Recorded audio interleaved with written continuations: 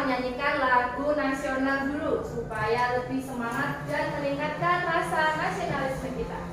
Hari ini kita akan menyanyikan lagu Halo Halo Bandung. Ayo silakan semuanya berdiri.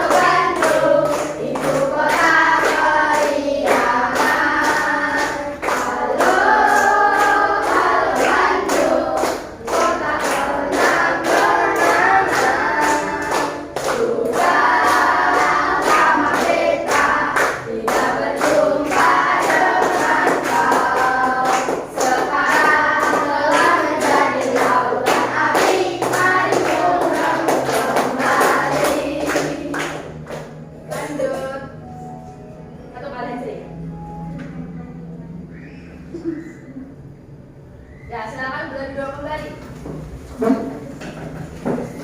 Apakah anak-anak masih ingat pembelajaran yang kemarin? Masih. Kemarin kita belajar apa saja? Singkatan, kemudian akronim. Kita kemarin sudah belajar singkatan dan akronim. Nah, hari ini kita akan belajar tentang mata pelajaran Bahasa Indonesia materi Cinta Indonesia. Tujuan pembelajaran kita hari ini, bab ini akan mengajarkan kalian untuk menjadi pribadi yang cinta tanah air melalui pengenalan sejarah lewat wisata ke museum atau bangunan bersejarah, mengenal simbol, petunjuk, dan informasi di lokasi wisata, serta menerima dan membuat informasi lewat pengumuman.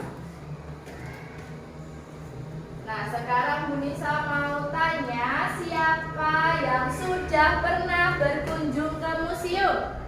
Siapa coba angkat tangannya yang sudah pernah belajar ke museum? Coba Mas Fahri, ke museum mana? Dirgantara. Nah, selain museum Dirgantara, ada juga museum-museum yang lain. Hari ini kita akan belajar tentang Gedung Juang, salah satu museum yang ada di kota Surakarta. Nah, silahkan perhatikan ya. Ini adalah gambar Gedung Juang yang ada di kota Surakarta. Dari sini kira-kira 45 menit sampai 1 jam. Sekarang kita baca bawahnya. Coba dibaca, dari situ kelihatan? Betul? Kelihatan, coba Mbak Akila dibaca. Pada hari Sabtu yang lalu, aku sekeluarga berkunjung ke Gedung Juang 45. itu ada di Jalan Raya Gunung Mario, Gedung Lambu, Kecamatan Pasar Dewan. Tepatnya di sebelah timur Benteng Trade Center atau BTC. Jarak rumah ke museum sejauh 20 km.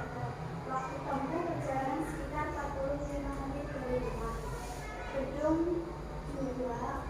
Juang 45 merupakan gedung bergaya Eropa. Catnya berwarna putih dan terlihat megah sekali. Di halaman depan gedung yang menghadap ke samping. Terdapat air mancur dan taman rumput yang hijau. Taman tersebut dipercantik dengan tanaman hias dan gazebo mini, yakni kursi taman yang di atasnya terdapat tanaman kabar. Di bagian kanan halaman gedung terdapat Tugu Prasasti yang menjulang sekitar 10 meter tinggi. ya. Dilanjutkan Mas Nizar, coba ke depan. Maju ke depan sini aja. Maju ke oh sorry habis. Mas Fahri aja. Maju ke depan sini ya. Biar teman-temannya mau perhatikan. Ruang pertemuan mulai dari itu. Ruang pertama yang kami temui setelah pintu masuk berisi koleksi foto tembok Tulus, kota Solo atau Surakarta, sama penjajahan Belanda. Ada juga beberapa tulisan yang berisi informasi dari kota Solo pada saat itu. Kami sempat berbicara dengan seorang pemandu museum yang bernama Pak Sujipur.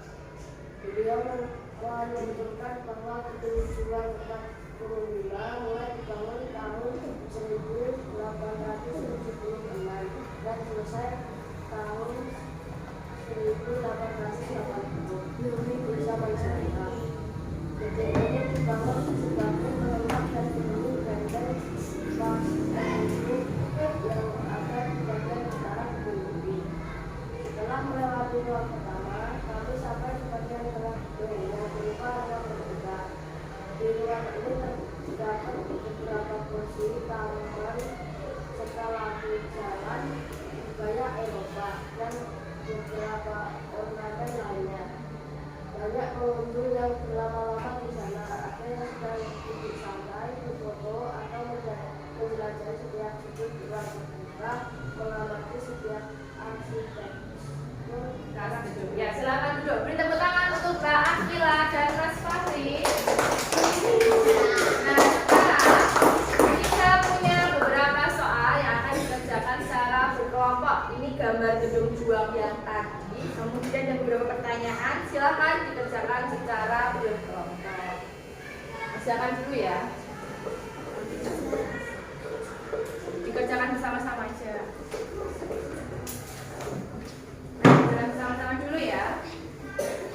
Ada 5 pertanyaan.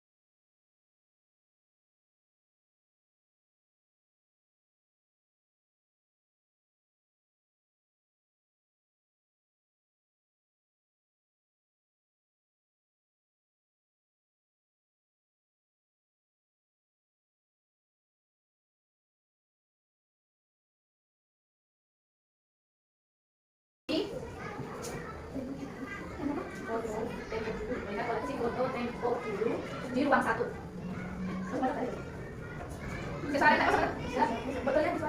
Terus nomor 4, gedung ini dibangun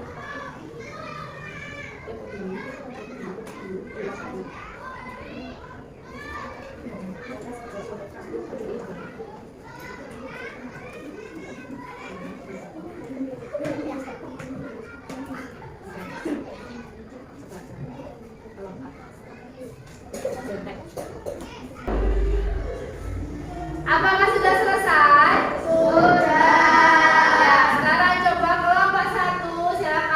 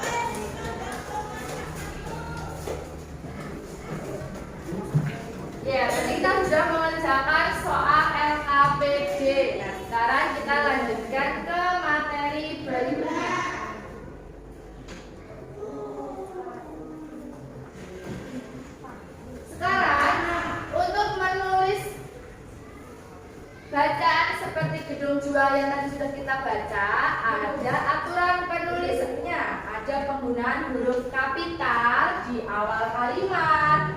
Kemudian di nama kota Surakarta ditulis menggunakan huruf kapital dan nama jalan juga ditulis menggunakan huruf kapital. Nah, sekarang kita akan mempelajari tentang huruf kapital. Penggunaannya yang pertama di awal kalimat, yang kedua untuk nama orang, tempat, dan lembaga, yang ketiga nama hari, bulan, dan perayaan, yang keempat singkatan resmi dan bulan. Contohnya, kami berkunjung ke Museum Nasional. K pada kata kami ditulis menggunakan huruf kapital. Museum M-nya juga kapital. Kemudian nasional M-nya juga kapital. Hari kemerdekaan Indonesia jatuh pada 17 Agustus. H menggunakan huruf kapital. Kemerdekaan menggunakan huruf kapital. Indonesia nama wilayah menggunakan huruf kapital. Agustus nama bulan ditulis menggunakan huruf kapital. Selanjutnya ada yang namanya kalimat perintah. Kalimat perintah digunakan untuk memberikan arahan atau instruksi. Cirinya diakhiri dengan tanda seru atau tanda pendong menggunakan kata kerja imperatif. Contohnya, bacalah teks berikut dengan saksama. Jangan lupa diakhiri dengan tanda perintah.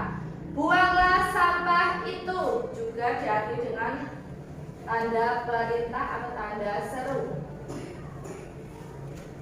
Membaca memindai yaitu salah satu teknik membaca dengan cepat untuk menemukan informasi dalam sebuah teks. Caranya pertama, tentukan dulu informasi yang mau dicari, kemudian fokus pada kata kuncinya, kemudian abaikan detail yang tidak relevan. Kemudian yang terakhir, menulis pengumuman. Pengumuman itu ditulis dengan singkat, padat, dan jelas. Harus ada judulnya, ada isinya, ada penutupnya. Jelas semuanya, ada untuk siapa, dari siapa, tanggalnya kapan, jam berapa, harinya apa, dan di mana, semuanya ditulis secara lengkap. Nah, sekarang setelah semua materi kita sampaikan, sekarang bisa punya soal evaluasi yang akan dikerjakan secara individu, artinya dikerjakan sendiri-sendiri. Jangan lupa ditulis nama, kemudian nomor absen dan kelasnya, dan dikerjakan dengan sungguh-sungguh.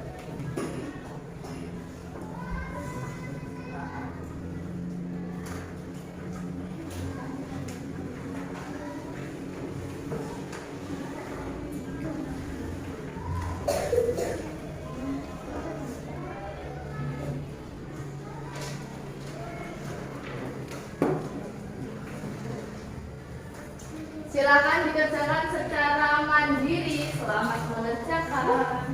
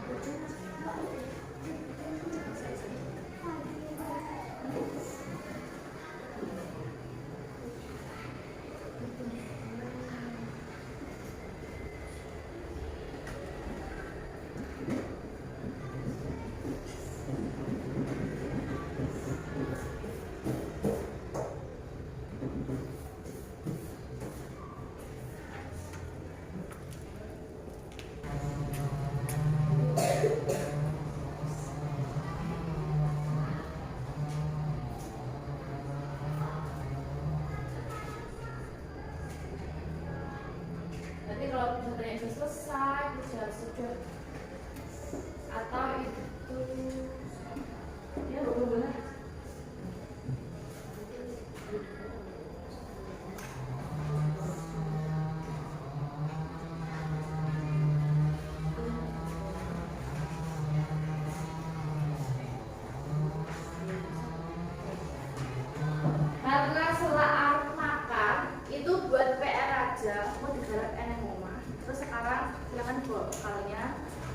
perpustakaan literasi.